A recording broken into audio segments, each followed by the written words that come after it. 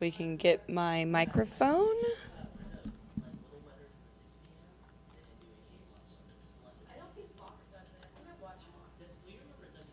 All right, looks like we are up and going.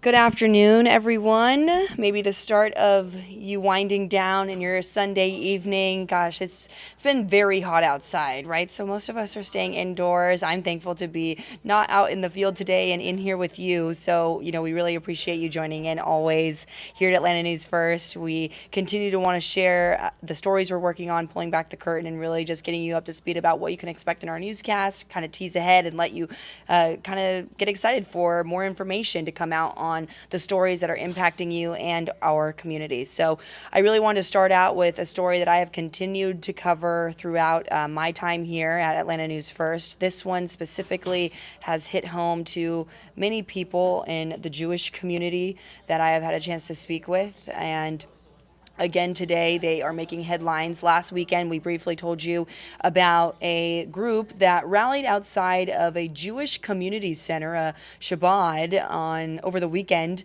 in Marietta. And now Senator John Ossoff was in Macon today, and not only did members of the Jewish community who I just got off the phone with confirm that they know that this is the same group that was not only here in Marietta, but they say that they were also in Macon last week as well. So this group is touring up and down the state of Georgia.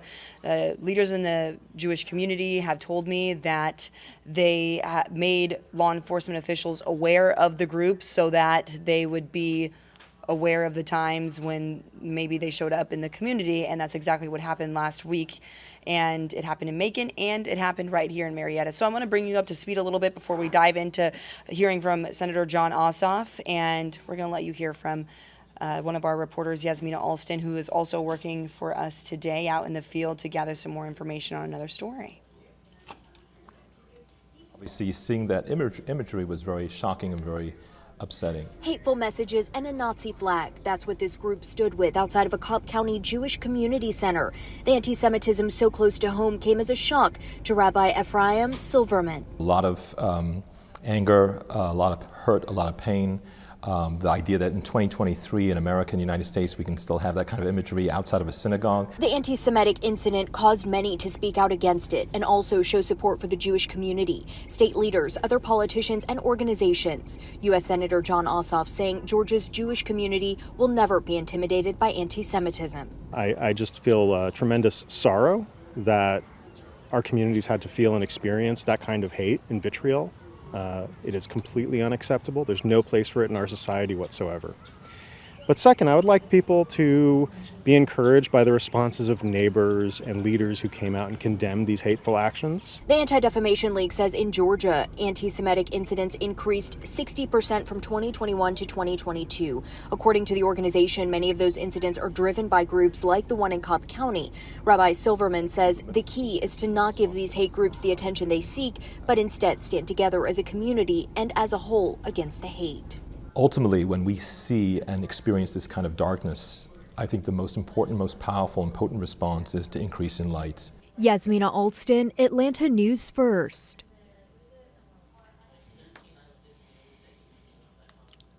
So that's how we got to today, right? Because today, Senator John Ossoff was down in Macon, and he was at the Mulberry Street United Methodist Church alongside other faith leaders, and they were talking about what happens to the Jewish community when stuff like this happens and what it brings up for them in terms of really painful memories. And I want to let you hear about how Senator John Ossoff spoke out directly against the hate from this group.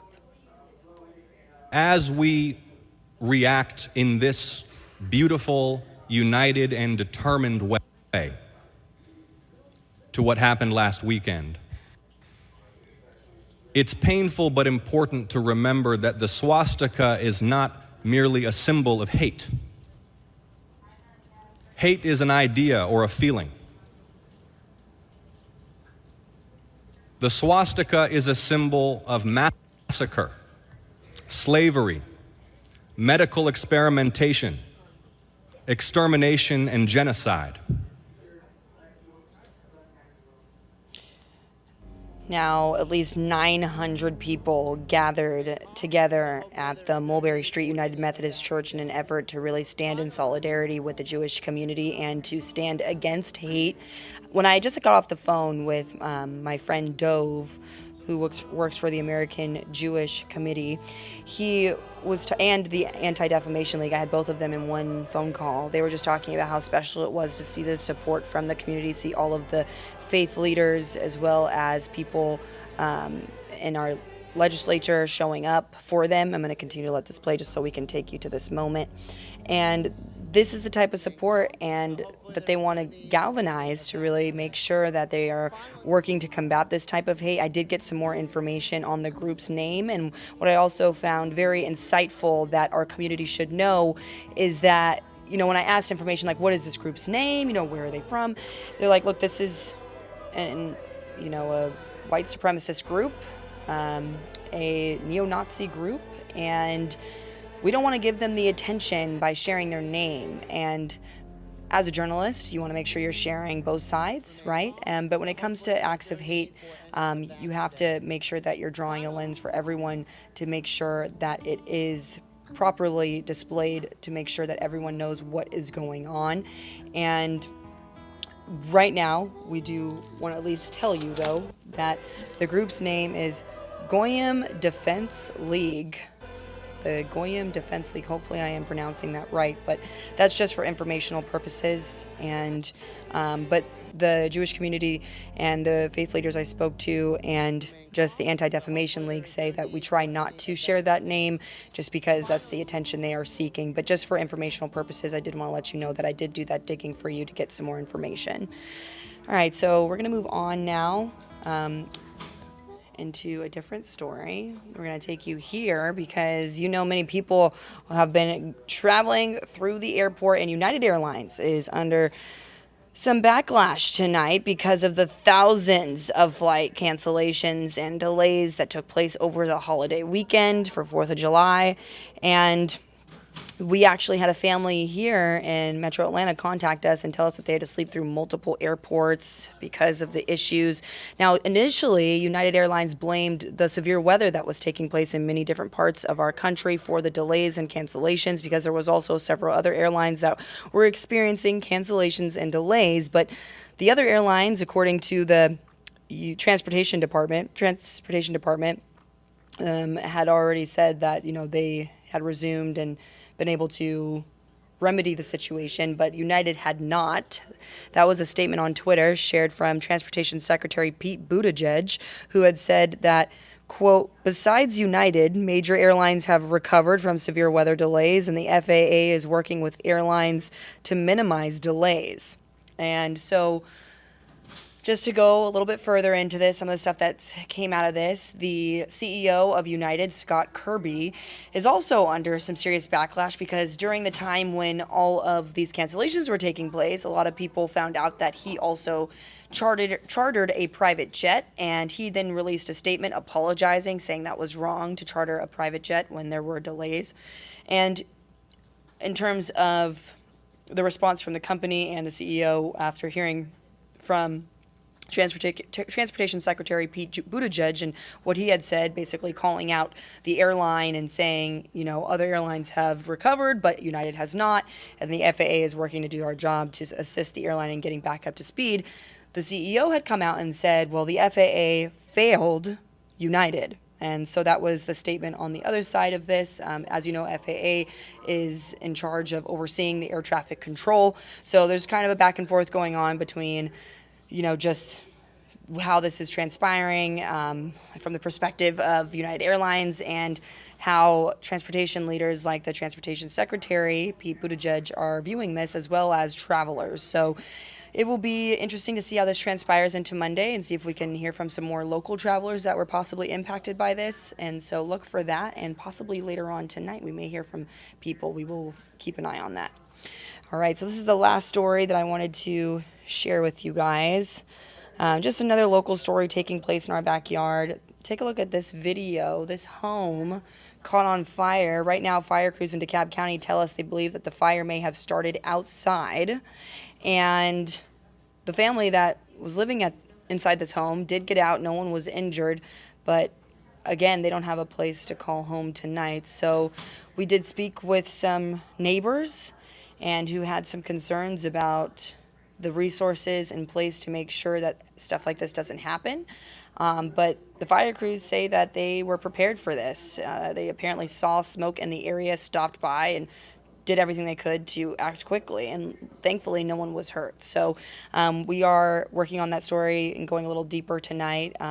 We have my co-anchor, Carly Barnett, who is going to bring those details later on this evening. So again, that's just something that we had happen right here in our backyard. A family lost their home in DeKalb County. And there's been a lot of fires in DeKalb County. I'm not quite sure what is so, how do I say it? What's the word I'm looking for?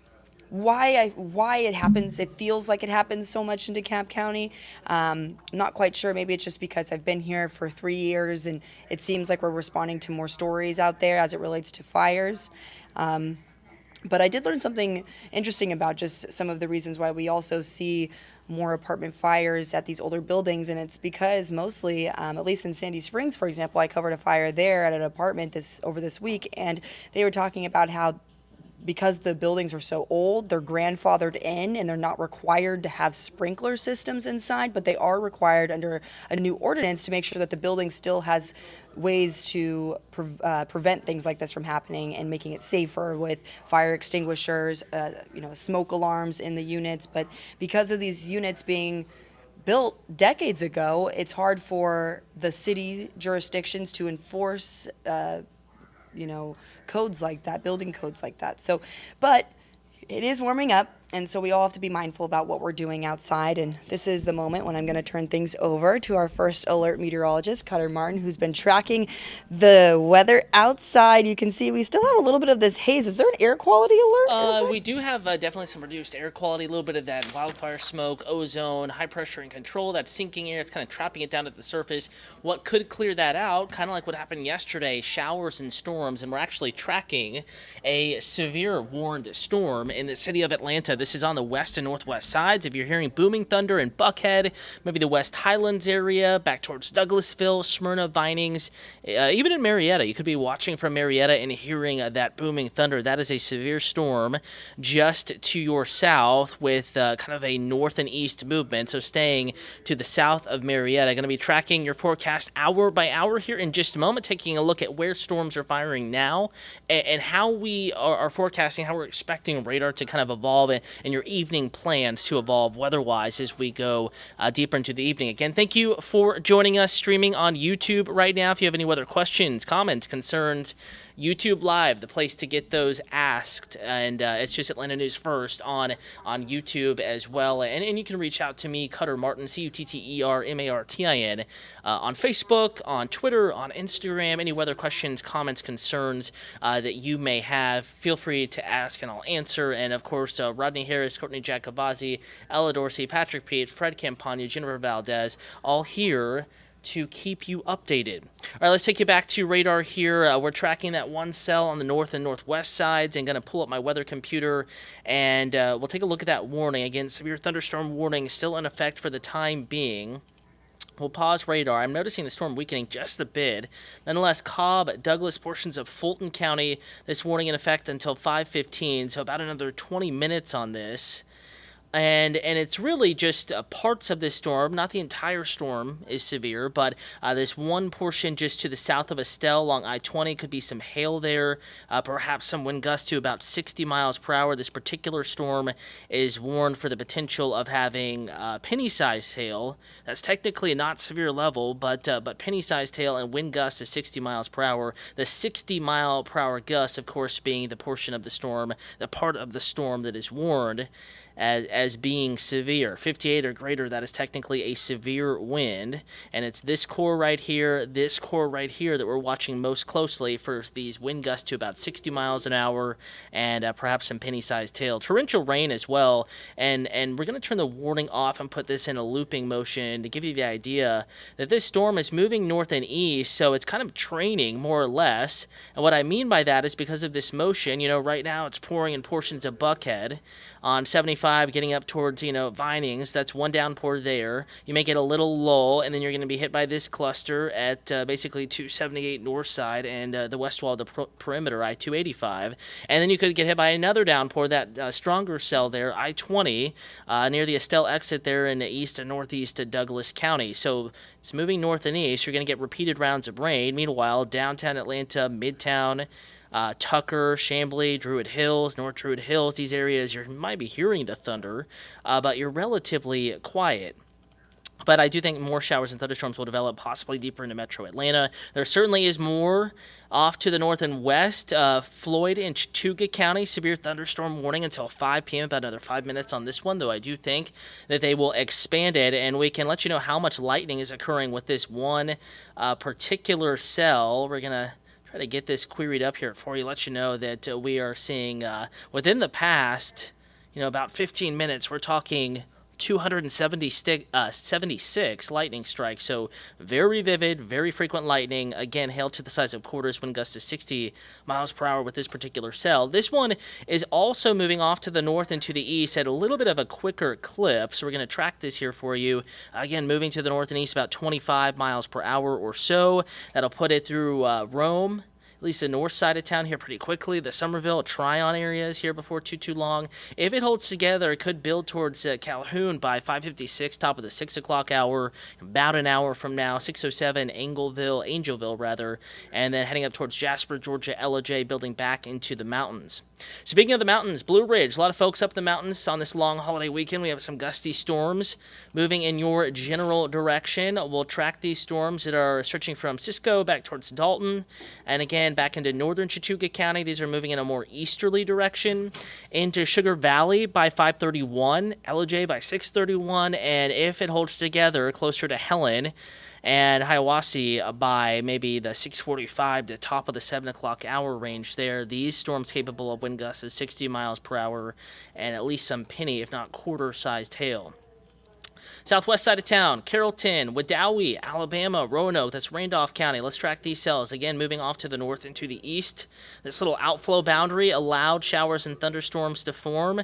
Notice this little boundary that I'm drawing in here for you. Moving to the south and east, that little gust front will allow potentially some new showers and thunderstorms to form over the next 30 to 45 minutes, but also going to help cool down the atmosphere, clear out some of the haze we're seeing in Midtown and downtown Atlanta. If this boundary were moving through the city, it would probably help clear us out a little bit, but right now it's mainly the south side. Again, could spark some new storms in Troup and Heard counties over the next several minutes as it continues its south and eastward journey. And to northern Randolph County, Alabama, strongest storm of the bunch, a lot of lightning here. This is tracking off to the north and east through Folsom, Alabama. If it holds together, we'll get into western Carroll County here within the next few minutes. Carrollton, Bowdoin, Ranburne. Keep in mind, it is already raining in some of these areas, but this particular downpour on the far west side of the cluster working its way eastward and northeastward over the next maybe 10, 20, 30 minutes pretty easily, and could make it across the state line and deeper into our area over the next hour to hour and a half. All right, notice those clouds. They're dark, they're growing over at the city of Atlanta. A little bit less hazy this picture, that breeze kicking up a bit. And again, those dark kind of looming clouds. Probably hearing some of that thunder Midtown, downtown, and Buckhead, Atlanta. First Alert Weather app. Have the rain, lightning, and severe weather alerts turned on this afternoon and this evening just in case. We're in the lower 90s now, but again, with that humidity, the moisture in the air factored in, it is feeling hotter than 100 degrees in Atlanta. It has been for much of the afternoon, and it's the heat index. It is a dangerous portion of the forecast. Temperatures alone, not all that unusual, low to mid-90s, but you factor in the increasing humidity, and it's feeling 102, 105, 106 in many parts of the area, of course, before showers and thunderstorms started developing. And that's the positive thing. If you are impacted by one of these storms, of course, you're going to have to head indoors, leave the pool planned, but it will help cool you off, even if you don't get poured on. Temperatures back in the mid to upper 80s outside of the rain by 6, 7, 8 o'clock this evening. That rain chance in the forecast, scattered coverage through 7, 8 p.m. Then we're going to really start to drop it. By midnight, I think we're much quieter. Still maybe an isolated shower or two. And tomorrow morning, mild, low to mid-70s, could be a shower or two, mainly north side on up into the mountains of North Georgia. I think like today, really like the past several days, the greatest chance of showers and thunderstorms tomorrow on our Monday and on our Independence Day will be during the afternoons and early evenings. In fact, we're tracking a pretty stagnant weather pattern here. Not much change over the next several days as we track a very typical summertime weather pattern, kind of stuck in a hot and stormy pattern with at least an isolated chance of showers and thunderstorms each and every day. And some days will be a little wetter than others. For example, today, a little wetter. Tomorrow could be a little wetter. Hopefully Independence Day, fingers crossed, with any luck, a little drier. And then maybe later in the work week, we get an uptick in the amount of rain, scattered showers and thunderstorms we see developing in the afternoons and early evenings. Time now 5 p.m. Just wanted to check in with you, remind you we're going to keep you covered. We'll keep you updated in the First Alert weather app, atlantanewsfirst.com as well, even outside of the newscast. We are live streaming at 6:30. Watch us on WANF. You can also catch us at atlantanewsfirst.com, news app, weather app, Roku device, Amazon Fire, all platforms for streaming breaking news headlines and latest First Alert forecast tracking where these storms are at 6:30. 9 o'clock hour tonight, 10 o'clock hour, Atlanta News First on Peachtree TV, then back on WANF this evening. Going to leave you with a live look, stuck in a hot, stormy, and occasionally hazy weather pattern. Again, follow along social media, First Alert weather app will keep you updated on the storms that are developing this evening.